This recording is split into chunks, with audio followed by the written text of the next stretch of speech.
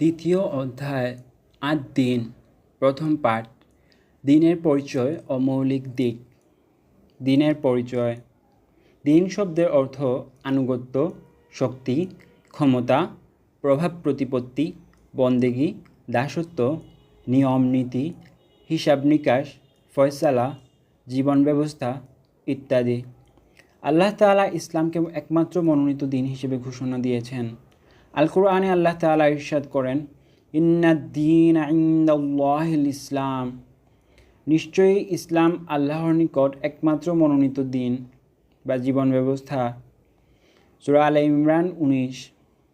সুতরাং যে জীবন ব্যবস্থা গ্রহণ করে মানুষ ইহকালীন ও পরকালীন মুক্তি, শান্তি ও আল্লাহর সন্তুষ্টি অর্জন করতে পারে তাকেই দিন ইসলাম বলে। দিনের মৌলিক দিক। দৃঢ় বিশ্বাসী হলো দিনের মূল ভিত্তি। দিন হলো আল্লাহ ও তার মাখলুকের মাঝে সংযোগ স্থাপনের মাধ্যম।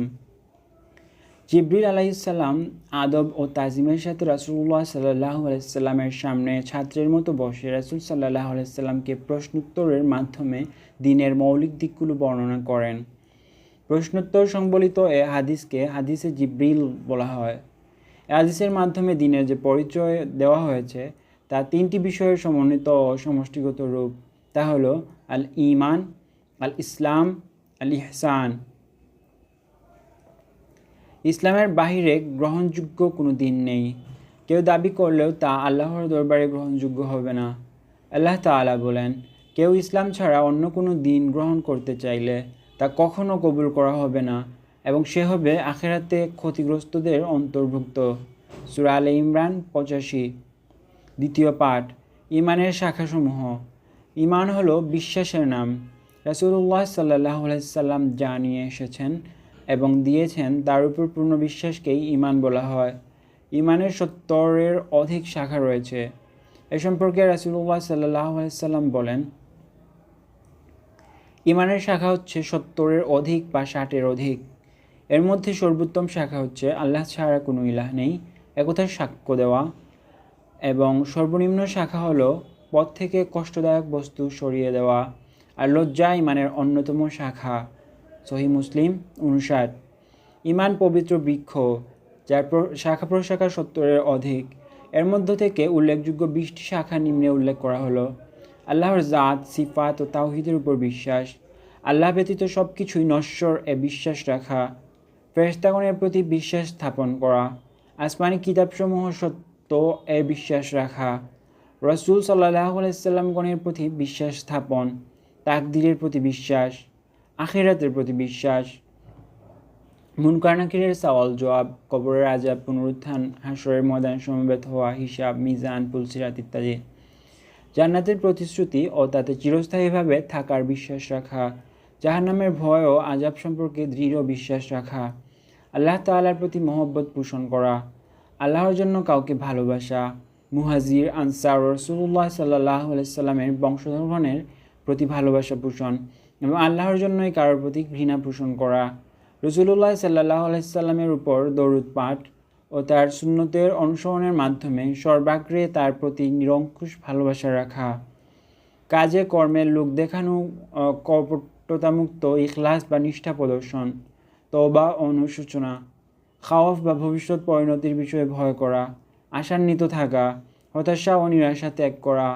নিয়ামতের শুকরিয়া আদায় করা। বিশ্বস্ত হওয়া এবং সবর বা সহনশীলতার গুণ অর্জন করা।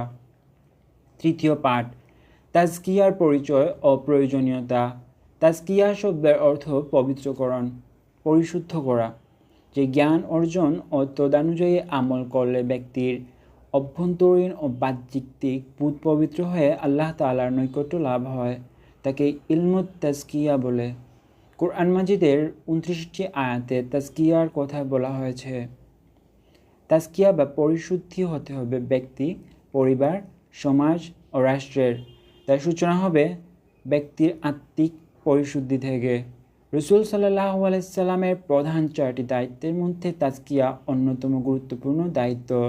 আল্লাহ তাআলা বলেন, যেমনিভাবে আমি তোমাদের থেকেই একজন রাসূল পাঠিয়েছি, যে তোমাদেরকে আমার আয়াত পড়ে শোনায়, তোমাদের জীবন পরিশুদ্ধ করে, তোমাদেরকে কিতাব ও হেকমত শিক্ষা দেয় এবং এমন সব কথা তোমাদের শিখায় যা তোমরা জানতে না। সূরা বাকারা 151। তিলাওয়াতে আয়াত, তাজকিয়া, তালিমুল কিতাব ও তালিমুল হিকমা এর 4টি বিষয়ের কোনো একটি বাদ দিলে রাসূল সাল্লাল্লাহু আলাইহি সাল্লামকে মানা হয় না।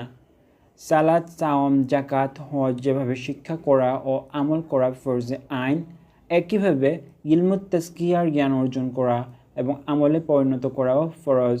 মানুষের শারীরিক রোগ চিকিৎসার জন্য যেভাবে ডাক্তার প্রয়োজন, তদ্রূপ আত্মিক রোগের জন্য গ্রহণযোগ্য আলেমগণের পরামর্শ প্রয়োজন।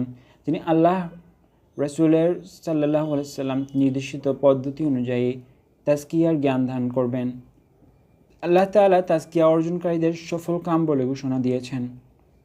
আল্লাহ তাআলা বলেন, নিশ্চয়ই সাফল্য লাভ করবে যে পবিত্রতা অর্জন করে এবং তার প্রতিপালকের নাম স্মরণ করে ও সালাত কায়েম করে।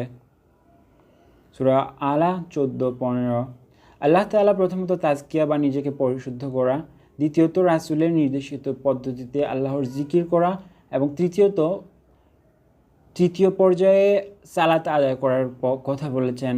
তাই আত্মিক পরিশুদ্ধি, সুন্নাহ মোতাবেক জিকির ও সালাত আদায়, এই 3টি কাজই একজন মুমিনের জীবনে অন্যতম গুরুত্বপূর্ণ বিষয়।